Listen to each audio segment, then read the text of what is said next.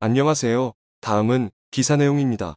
최근 일본의 한 정보방송에서 극우 인사들이 한국 경제력이 일본을 앞서고 있는 사실을 갑자기 인정하고 나섰습니다.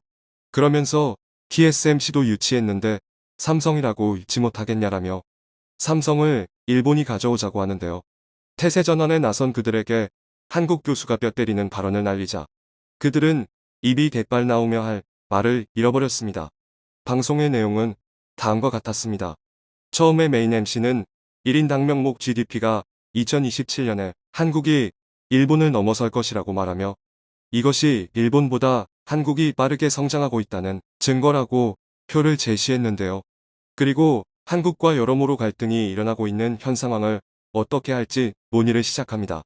계속해서 메인 MC는 일본 정부가 거액을 투자해 구마모토에 TSMC를 유치한 사실을 언급하며 삼성을 일본에 데려와야 할지 말아야 할지 의문을 제시했습니다. 이에 파탄 직전인 것은 한일 관계라기보다 한국 자신이라고 한국을 평가했던 전직 외교관 마츠카와 루이 참의원이 무슨 바람이 불었는지 한국을 칭찬하기 시작합니다.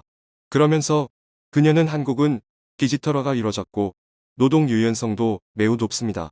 한국은 지금까지 여러 도전을 해왔기 때문이죠. 이런 디지털이라든지 노동에 관련해서는 배워야 할 점이 많다고 생각합니다. 라고까지 이야기하는데요. 그리고 삼성에 대해서는 삼성은 생각해본 적이 없지만 그것도 좋을 것 같네요. 라고 미소를 띄우며 말했습니다.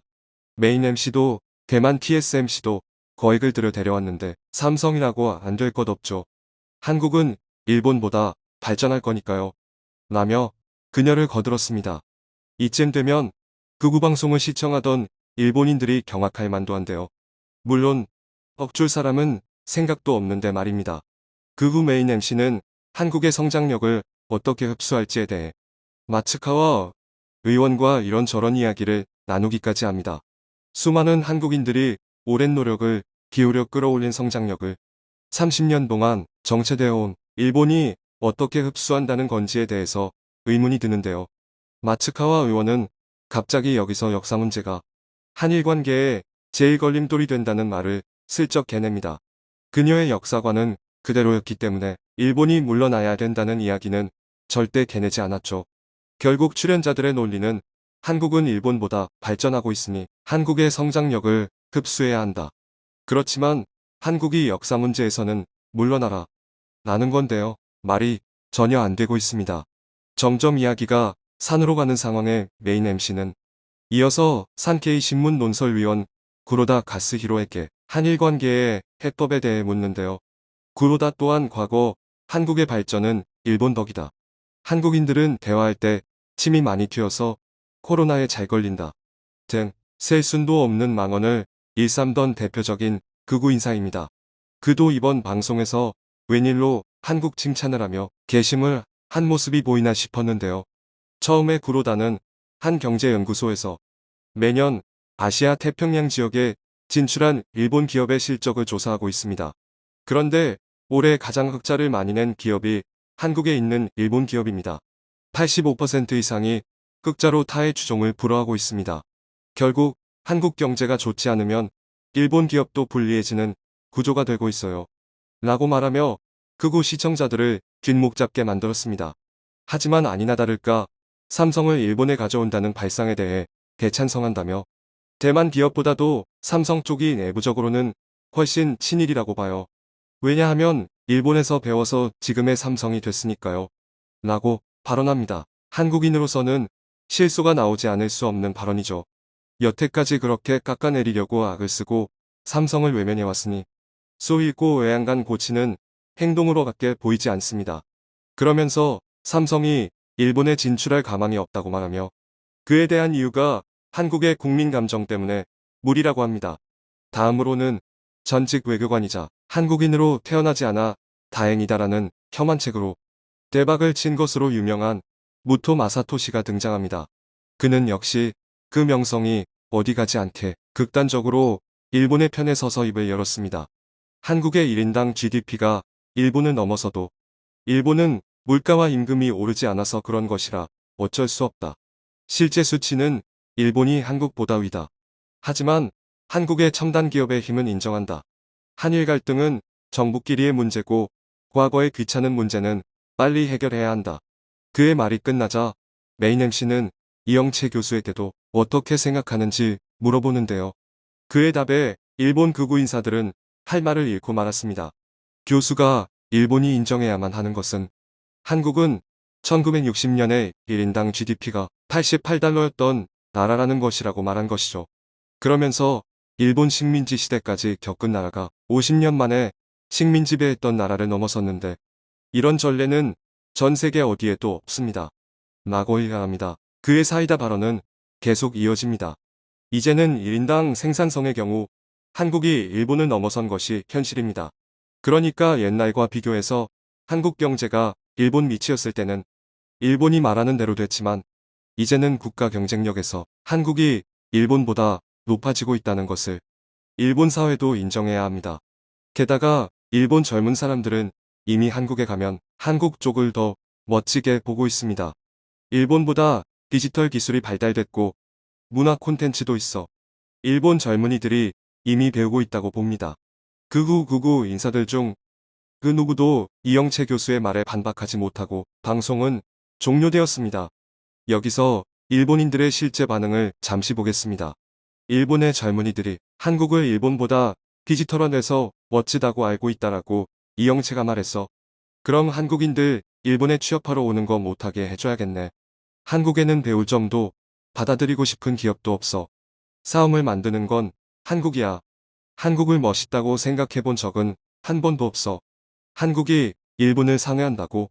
그럼 불어수소도 필요 없겠네. 그들의 애국 정신이 느껴지는 반응입니다.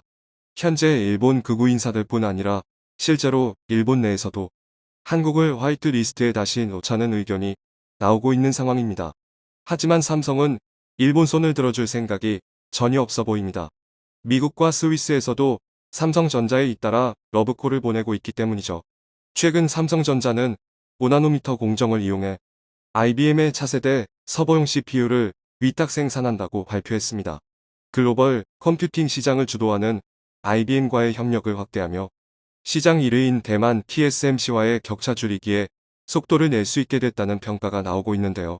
IBM은 올 초 출시한 IBM 파워10 서버 시리즈 IBM 텔론 프로세서에서도 삼성전자의 7나노 공정으로 생산한 CPU를 장착했죠. 양사는 앞으로 5나노 기반 CPU 생산으로 클라우드 시장 공략에 속도를 낸다는 방침입니다. 또한 IBM은 삼성전자와 공동 개발한 차세대 트랜지스터 구조 VT팻도 공개했는데요. VT팻은 트랜지스터를 수직으로 쌓아 전력이 수직과 수평으로 모두 흐르도록 설계한 구조입니다. 현재 가장 많이 쓰이는 핀팻 구조보다 전력을 최대 85% 아낄 수 있어 전망이 매우 밝습니다. 삼성전자는 IBM 외에도 최근 스위스 반도체 업체 ST 마이크로일렉트로닉스에도 스마트폰용 MCU를 수주하며 바쁜 나날을 보내고 있습니다. 이는 애플의 차세대 아이폰에 들어가는 물량으로 삼성전자의 16나노미터 공정을 통해 제조될 예정인데요. 시장 조사업체 트렌드포스에 따르면 TSMC와 삼성전자의 올 2분기 기준 파운드리 시장 점유율은 각각 52.9%와 17.3으로 격차가 크지만 선단 공정으로 불리는 10나노 이하 공정에서는 TSMC와 삼성전자의 비율이 6대4 정도로 줄어듭니다. 사실상 반도체 시장이 향후 초미세 공정으로 더 진행되면 이미 양강체제인 10나노 이하 시장은 점유율 구도가 언제든 뒤바뀔 수 있다는 얘기인데요. 심지어 삼성전자는 지난달 6일 파운드리 포럼에서 3나노 1세대 양산 시점을 내년 하반기에서 상반기로 앞당기겠다고 발표했습니다. 또한 7나노 이하 공정에서 필수인 흡장비는 네덜란드 아산모이 독점 생산하기 때문에 대당 2천억 원 이상의 고가에도 물량이 많지 않아 삼성과 TSMC의 확보전이 치열한데요. 아즘은 경기도 동탄 일반산업단지에 둥지를 틀기로 예정되어 있어 삼성전자의 물량 확보의 차질은 없을 것이라는 관측이 나옵니다. 전문가들은 삼성이 기술 개발을 차질 없이 진행한다면 TSMC를 제치고 초미세 공정 제품을 기다리는 구글, 퀄컴, 애플 등 글로벌 고객사를 선점할 수 있을 것으로 보고 있습니다. 그리고 현재의 긍정적인 성적을 보면 예상보다 가까운 시일 안에 TSMC를 따라잡을 수 있다는 분석까지 나온 상황이죠. 반면 일본 반도체 시장은 이렇게 떨어질 수 있나라는 생각이 들 정도 암흑기에서 빠져나오질 못하고 있습니다. 일본의 판단은 시대에 뒤떨어진 판단의 연속이었고 결과는 암울했습니다. 1988년 세계 반도체 시장의 50% 이상을 차지했던 일본의 점유율은 이게 10%에도 못 미치는 지경이 됐습니다. 일본 반도체 기업은 한국 기업과 어깨를 나란히 하기는커녕 발치에도 못 미치는 성적만 보여주고 있고 일본 정부는 TSMC가 10년 전 기술인 20나노 공정의 생산 설비를 지어주면서 세계 최첨단 공장이라고 말하는데도 감지덕지 않은 수준까지 떨어졌죠. 경제산업성 고위 간부 출신의 평론가는 아사히 신문의 기고문에서 일본은 첨단 산업이 씨를 마를 정도로 대위기에 있는 것을 자각할 필요가 있다. 라고까지 말하고 있는 것이 현실인데요. 일본과 달리 한국은 경쟁업체들보다 한 발 앞서 미래를 내다보고 있습니다. 영국인 경제가 데이비드 앤킨스는 일본 방송에서 대놓고 일본의 언론과 평론가는 빈깡통이다라고 말했죠. 일본이 지난 50년간 한국이 이루어낸 노력의 반이라도 해내지 못한다면 그들의 앞길은 계속 어두울 것입니다. 한국의 차세대 기술이 앞으로 그 어떤 경쟁 국가들보다 앞서 나가길 기대합니다. 청중의 일부 의견. 일본은 잘못을 인정하고 독일처럼 이웃과 잘 지내고자 하는 진심이 보여야 하는데 전혀 그렇지 못하니 그냥 무관심으로 내버려 두는 것이 현명할 때 절대 쉽게 화해하면 안 된다. 그들의 보복에 대한 진정한 사과와 재발 방지를 위한 법적 조처를 스스로 하도록 해야 한다. 앞으로 20년 후에는 일본에서 일본어를 듣지 못할 것이다. 다시 한국의 물건 팔아먹고 한국 관광객이 아쉽다 한국 없으면 돈 벌 데가 별로 없다 자신들도 계산기 두들겨보고 저러는 거다. 우리는 절대 일본과 섞이면 안 되죠. 언제 또 뒤통수 칠지 모르는 나라니까요. 우리는 우리의 기술만이 저들을 굴복시킬 수 있음을 명심하고 우린 우리의 길을 열심히 가야 합니다. 시청해주셔서 감사합니다.